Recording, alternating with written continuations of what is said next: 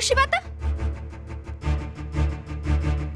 এই যে এই মেস্তা, সে মাকে মিথ্যে বলে মেজ বৌদিকে নিয়ে দীঘা বেড়াতে যায়নি? হ্যাঁ। আর ছোটদা, তুই কি বলছিস রে? তুই কি মাকে মিথ্যে বলিসনি? তুই বড় বৌদির কাছ থেকে কম্পিউটার কোর্স শিখবি বলে টাকা নিয়ে সেই টাকা দিয়ে তুই ল্যাপটপ কিনেছিলিস। কি রে, ভুলে গেছিস? আর বড় বৌদি, সেও বা কি কম যায়? সেও তো সবার কাছে চেপে রেখেছিল যে সে একটা পড়াশোনা জানা মেয়ে। এসব বলে তুই কি প্রমাণ করতে যাচ্ছিস? হ্যাঁ, তুই কি ভাবছিস এসব বলে তোর দোষের ভাগ কমে গেল? তুই আমাদের দোষ দেখিয়ে নিয়ে দোষ ঢাকার চেষ্টা করছিস। চুপ!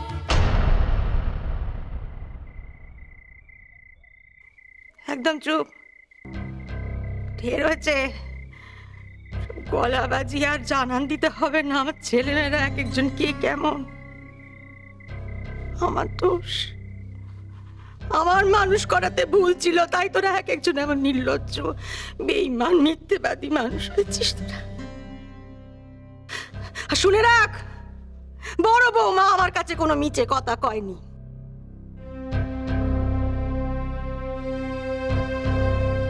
সে অন্যের মিছে কথা আড়াল করে গেছে, আর তার জন্য খেসারত দিয়ে গেছে। আর আমার কাছে দিনের পর দিন কথা শুনেছে সে, তবু ঘুরিয়ে কোনো জবাব দেয়নি। কেন জানিস? সৌগত শিখেছিল। তার বাপ মা যেটা পেরেছে আমি মা হয়ে পারিনি, আমি হেরে বসে আছি। হ্যাঁ মা, হ্যাঁ তো এখন তো বড় বৌদি সবই তোমার ভালো লাগবে।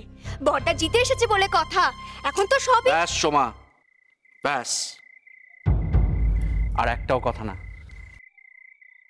তোকে আমি কখনো তোকে কিছু বলেছি? এতটুকু বকেছি? তুই যখন যা চেয়েছিস, যা বায়না করেছিস, আমি তোকে এনে দিয়েছি যাতে তুই খুশি হোস।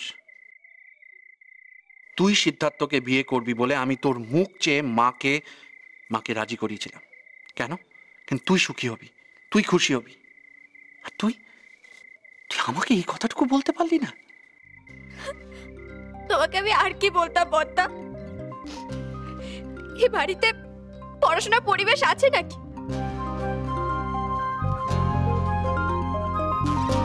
যখনই পড়তে বসতাম, মা কোনো না কোনো কাজের অজুহাত দিয়ে চলে আসতো। এই রান্না শেখ, এই সেলাই শেখ, এই ঘর গোছানো শেখ। তাছাড়া এই বাড়িতে তো নাটকের তো শেষ নেই না।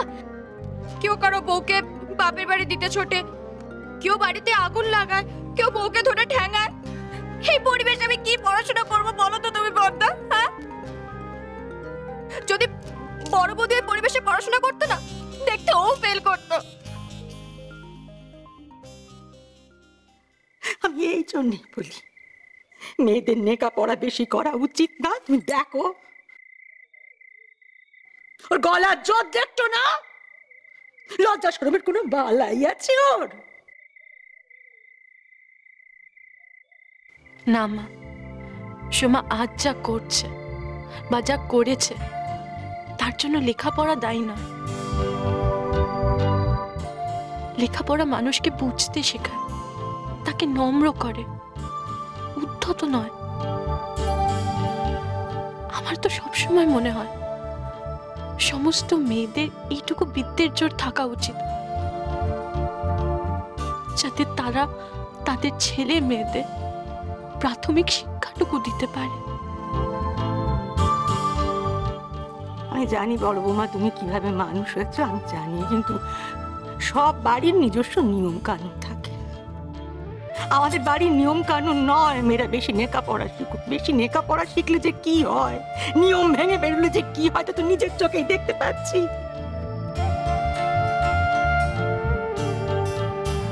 এখন ভাবছি সিদ্ধার্থর মার কাছে কি করে মুখ দেখাবো বলো দেখি। কি বলবো, মিছে কথা কয়েছি? আমি আমার কাগজ ফেল করা মেয়ে। মা, আপনি এখনই এত দুশ্চিন্তা করছেন কেন? ওর কাছে তো আরেকটা সুযোগ আছে। একটু পরিশ্রম করলেই সাপ্লিমেন্টারি পরীক্ষা দিয়ে এই বছরটা বাঁচাতে পারবে। এই কটা দিন আমি নিজে ওকে পড়াবো। থাক বড় বৌদি, আমার জন্য তোমাকে কষ্ট করে রাত না জাগলেও চলবে। চুপ, একদম চুপ, একটা কথাও কবি না তুই। তুই একদিন ধরে নিজের পড়া কেমন নিজে করেছিস তা আমরা সবাই খুব ভালো করে দেখে নিয়েছি। এখন থেকে বড় বৌমা যখন যেমন সময় পাবে তোমাকে পড়াতে বসাবে। বড় বৌমা, সিদ্ধার্থর বাড়ির লোকের কাছ থেকে বেইজ্জত হওয়া থেকে আমাকে বাঁচাও মা। মা, আমি কথা দিলাম, আমি আমার সাধ্য মতো চেষ্টা করব।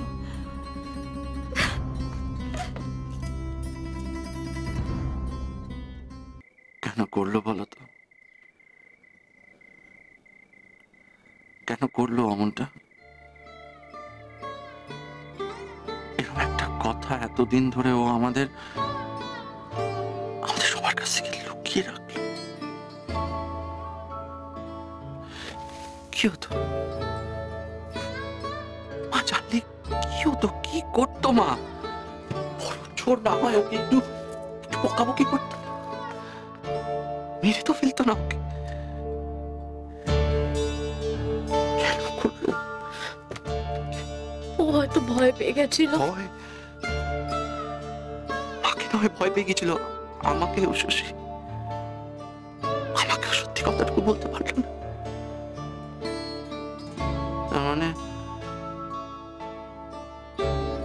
তার মানে ও আমাকেও বিশ্বাস করে না, করে না, বিশ্বাস করে না। তুমি এইভাবে ভাবছো কেন? হাউ শশী, এটা আমার হারু শশী। দাদা হিসাবে আমি একেবারেই রেখেছি। আমার বোনকে আমি সেই বিশ্বাস, সেই ভরসাটুকু জোগাতে পারিনি যাতে ও আমাকে সত্যি কথা বলতে পারে।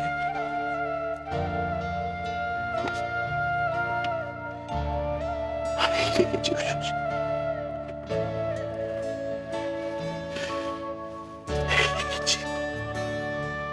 না নিশি, এটা সোমার দুর্ভাগ্য যে ও তোমার মতন দাদাকেও বিশ্বাস করতে পারেনি। আমি জানি কাছের কোনো মানুষ যখন মিথ্যে কথা বলে তখন কতটা কষ্ট হয়।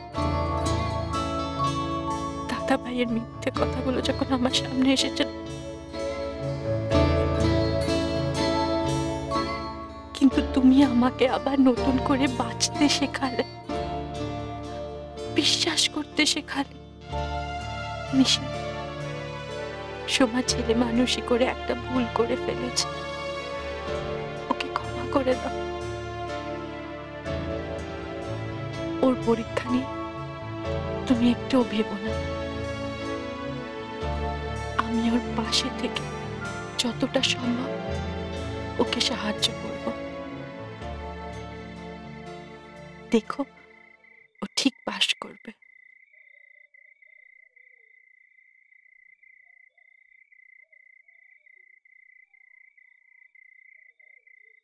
চুপ করে আছো যে? আমার উপর ভরসা নেই?